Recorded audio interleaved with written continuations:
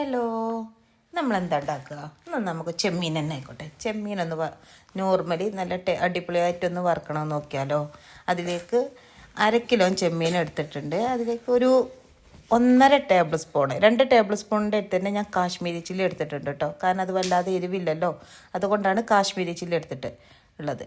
നിങ്ങൾ മറ്റേ നോർമലി മുളക് പൊടിയാണെന്നുണ്ടെങ്കിൽ അതിൻ്റെ അളവൊന്ന് കുറച്ച് കൊടുക്കുക കേട്ടോ. പിന്നീട് അതിലേക്ക് ഇട്ട് കൊടുത്തത് എന്താ വെച്ചാൽ മഞ്ഞൾപ്പൊടി ഞാനൊരു 1/2 ടേബിൾ സ്പൂൺ മഞ്ഞൾപ്പൊടി ഇട്ട് കൊടുത്തിട്ടുണ്ട്. നമ്മൾ ആവശ്യത്തിനുള്ള ഉപ്പ് അതും ഇട്ട് കൊടുത്തിട്ട് വെളിച്ചെണ്ണയിലാണ് കേട്ടോ ഇത് മിക്സാക്കി കൊടുക്കുന്നത്. വെളിച്ചെണ്ണയിലല്ലേ നമ്മൾ വറുത്തെടുക്കുന്നത്.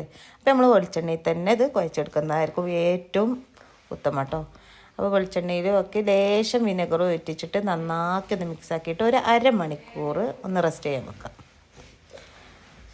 1/2 മണിക്കൂറൊക്കെ കഴിഞ്ഞിട്ട് നമുക്കൊരു പാൻ അടുപ്പത്ത് വെച്ചിട്ട് അതിലേക്ക് വെളിച്ചെണ്ണ ഒഴിച്ചു കൊടുത്തിട്ട് അതിലേക്ക് നമുക്ക് ഓരോരോ ചെമ്മീനുകൾ ഇട്ട് കൊടുത്തിട്ട് നന്നാക്കി ഒന്ന് വറുത്തെടുക്കാം കേട്ടോ.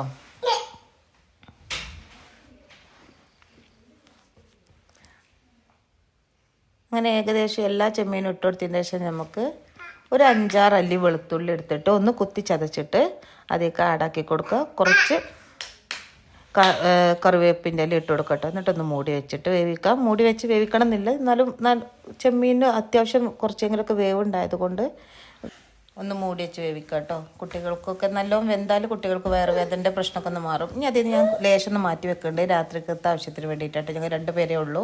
ഇനി ആ ഉള്ളതിലേക്ക് നമ്മൾ ലേശം ചോറ് ആഡാക്കി കൊടുക്കുക. നമുക്ക് ആവശ്യത്തിനുള്ള ചോറ് ആഡാക്കിയിട്ട് നന്നാക്കിയിട്ടൊന്ന് ഇളക്കി കൊടുക്കുക, മിക്സാക്കി കൊടുക്കുക കേട്ടോ. ഇങ്ങനെയൊക്കെ ഒന്ന് എല്ലാവരും ഉണ്ടാക്കി നോക്കട്ടെ. നല്ല അടിപൊളി ടേസ്റ്റ് ചെയ്യണമെന്ന കൂടുതൽ മസാലകളോ കാര്യങ്ങളോ ഒന്നുമില്ല. ഉണ്ടാക്കി നോക്കുക, അഭിപ്രായം പറയുക, ലൈക്ക് ചെയ്യുക, ഷെയർ ചെയ്യുക, കമൻറ്റ് ചെയ്യുക. ഓക്കെ.